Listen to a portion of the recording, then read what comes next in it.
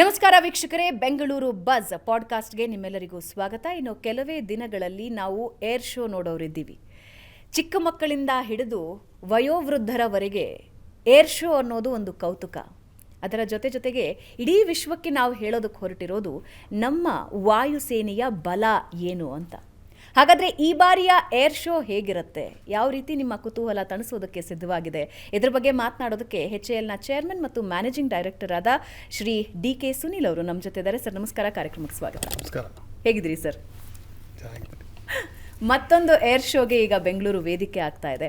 Air show ಅಂದ ತಕ್ಷಣ ಬರೀ ಕರ್ನಾಟಕ ಅಲ್ಲ, ದೇಶ ಅಲ್ಲ, ಇಡೀ ವಿಶ್ವ ಈ ಕಡೆ ತಿರುಗಿ ನೋಡುತ್ತೆ. ಸೊ ಈ ಬಾರಿ ಏನು ನಿರೀಕ್ಷೆ ಮಾಡ್ಬೋದು? ಈ ಬಾರಿ ಏರ್ ಶೋ ತುಂಬಾ ದೊಡ್ಡದಾಗಿರುತ್ತೆ. ನಿಮ್ಗೆ ಗೊತ್ತು, ಕೋವಿಡಲ್ಲಿ 21 ಆಗಿದ್ದಾಗ ಪಾರ್ಟಿಸಿಪೇಷನ್ ಇರಲಿಲ್ಲ, ಮತ್ತು 23 ಸ್ವಲ್ಪ ಕಡಿಮೆ ಇತ್ತು. ಈ ಸಾರಿ ತುಂಬ ವೈಭವವಾಗಿರುತ್ತೆ. ಪಾರ್ಟಿಸಿಪೇಷನ್ನು ಸುಮಾರು 70 ದೇಶಗಳು ಪಾರ್ಟಿಸಿಪೇಟ್ ಮಾಡ್ತಿದ್ರಲ್ಲೇ. ಹಾಗಾಗಿ ನೀವು ಇಲ್ಲಿ ಬರೋ ಏರ್ಕ್ರಾಫ್ಟ್ ಲೇಟೆಸ್ಟ್ ಜನ್ರೇಷನ್ ಏರ್ಕ್ರಾಫ್ಟ್ ಬರುತ್ತೆ. ಹಾಗಾಗಿ ಇದು it will be the best air show ಅನ್ಕೋತೀನಿ ಇವಾಗವರೆಗೂ ಆಗಿರೋದು. It will be the best air show in terms of variety, ಆಮೇಲೆ variety of aircraft, variety of companies.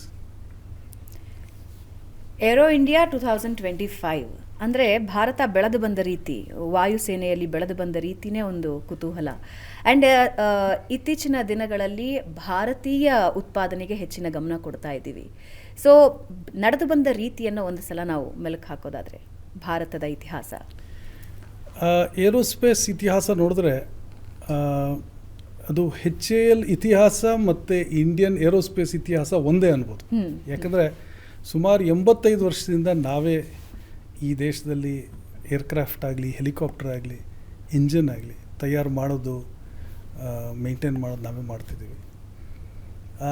1940ರಲ್ಲಿ HAL ಸ್ಥಾಪನೆ ಆಯಿತು.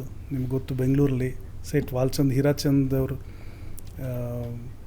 ನಮ್ಮ ಮಹಾರಾಜ್ ಕೊಟ್ಟಿದ್ದ ಭೂಮಿಯಲ್ಲಿ ಅಲ್ಲೇ ನಮ್ಮ HAL ಶುರುವಾಗಿದ್ದು.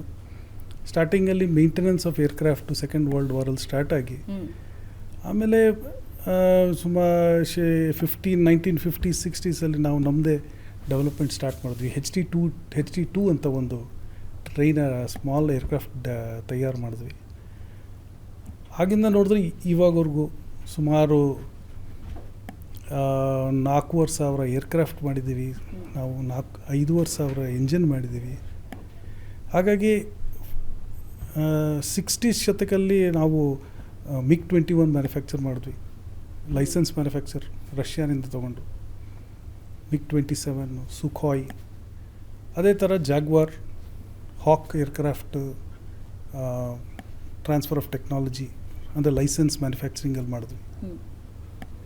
ಬಟ್ 80s ದಶಕದಿಂದ ನೋಡಿದ್ರೆ ನೀವು ನಮ್ಮ ಡಿಸೈನ್ ಮಾಡಿರೋ ALH ಆಗಲಿ, ತೇಜಸ್ ಆಗಲಿ ಅವಾಗ ಶುರುವಾಗಿದ್ದು. ಅವಾಗಿಂದ ಅದರೊಳಗೆ ನಮ್ಮ ಕೆಪಬಿಲಿಟಿ ಇನ್ಕ್ರೀಸ್ ಜಾಸ್ತಿ ಆಗಿದೆ. ಸೊ ALH ಆಗಲಿ, LCH, LUH ನಮ್ಮ helicopters totally designed and developed by HAL. Tejas ಇವಾಗ ಹೊಸ aircraft Tejas LCA Mark II design ಮಾಡ್ತಾಯಿದ್ದೀವಿ. ಸೊ ನೀವು ನೋಡಿದ್ರೆ ಇದೊಂಥರ ಇವಲ್ಯೂಷನ್ ಅನ್ಬೋದು, from licence manufacture to design development of aircraft.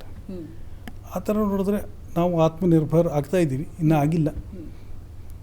Engine ಟೆಕ್ನಾಲಜಿಲಿ ಇನ್ನೂ ಸ್ವಲ್ಪ ಹಿಂದಿದ್ದೀವಿ. ಬಟ್ 1940 ನೋಡಿದ್ರೆ ನಾವು ತುಂಬ ಮುಂದುವರ್ತಿದ್ವಿ. ಸೊ ಆತ್ಮನಿರ್ಭರತಾ ಏರೋಸ್ಪೇಸ್ ಸೆಕ್ಟರಲ್ಲಿ HAL ಇದಕ್ಕೆ ಮ್ಯಾಕ್ಸಿಮಮ್ ಮಾಡಿರೋದು ಅಂತ ಹೇಳ್ಬೋದು.